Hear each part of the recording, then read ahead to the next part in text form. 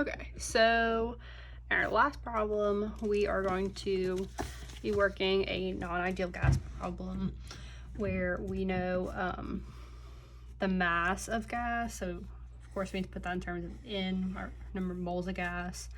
We know the volume of the tank that it's in. We know the safety limit of the tank is 1600 psig, and we want to calculate the temperature. So first we need to go from pounds of CO2 to moles of CO2. So moles of CO2. So we have 100 pound mass of CO2 times 1 mole of CO2 contains 44.01 pound mass of CO2. So 100 over 44.01, that gives us 2.27 pound moles of CO2. So now we need to calculate the critical pressure, or no, the reduced pressure, sorry. So I pulled up, or I printed out the page in the appendix. So this is table B1 is where you're going to get the critical pressure and critical temperature values. And you just look for the component that you're concerned with. Here it's carbon dioxide. We just look over here and we see that the critical temperature is 304.2 and the critical pressure is 72.9. And these are in units of Kelvin and ATM. So back to the problem. So we get that we gathered that the critical temperature is 304.2 Kelvin and the critical pressure for carbon dioxide is 72.9 ATM. So the reduced pressure is going to be P over PC, and so our P is going to be, so let's see, so 1600 psig, so we need to add 14.7 to get in psi, divide by 79.2 ATM, which is our PC, and we need to convert this into proper units. So 1 ATM is equal to 14.7 psi, and our reduced pressure is a unitless number, so these cancel out and these cancel out, and that ends up giving us that our reduced pressure is actually 1.507. So then we're going to calculate our reduced molar volume. Since we are trying to find temperature, we can't calculate reduced temperature here, since we obviously are trying to find it, we don't know it. So we're going to use the reduced molar volume, and that's going to be the molar volume over times PC over R times TC. And so the molar volume is going to be 10 cubic feet over 2.27 pound moles times the critical pressure is 72.9 ATM over 0.7302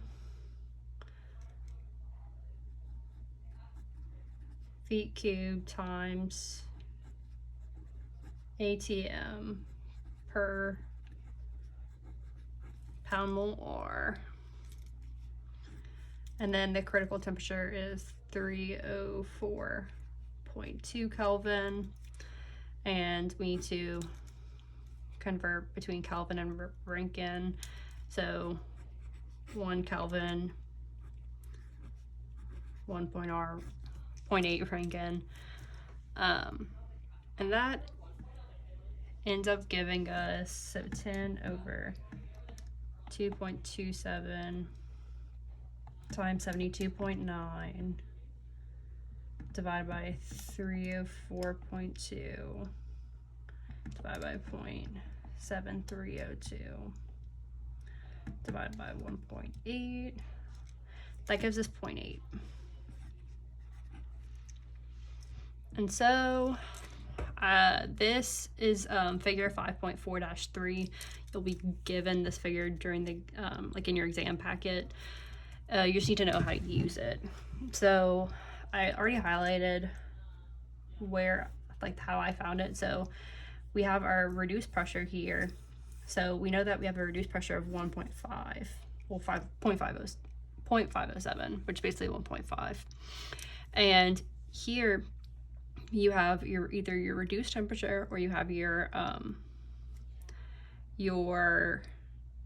reduced volume.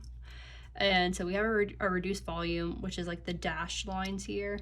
And then, so the dashed lines that are going like this direction are the reduced volume. And then the solid lines like going this direction are the reduced temperature. So I found here that this line here matches up to the reduced volume we're looking for, which is 0.8. So where 1.5 and 0.8 meet, you find that point, and then you go to the left here, and this is the Z value. So we get 0.85 for our Z value.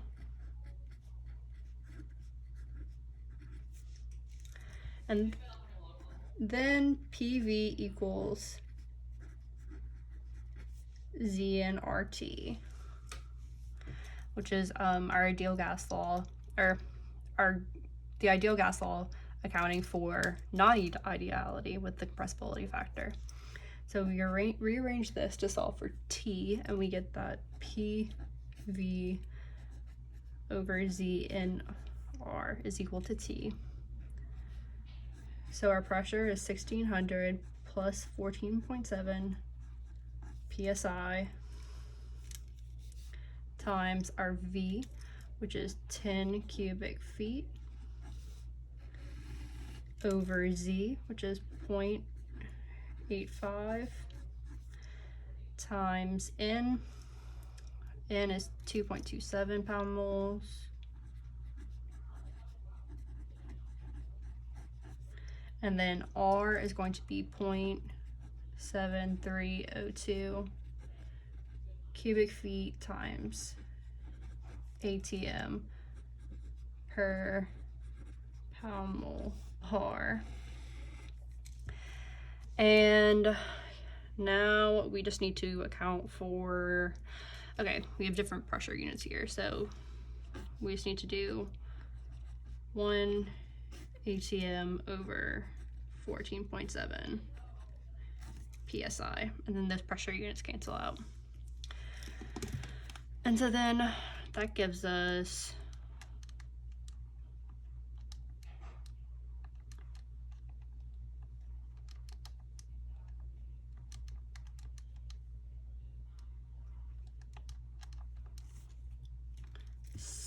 T equal to 779